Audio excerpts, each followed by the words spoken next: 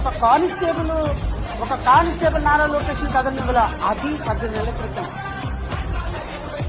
3 సంవత్సరాల క్రితం ఇంకెలా ఉంటుందో ఒకసారి ఆలోచించండి.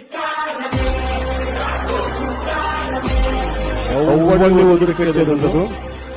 ఒక్కొక్కరికి మాత్రం సినిమా మాత్రం ఎలా చూపించాలో ఆలోచిస్తున్నాను.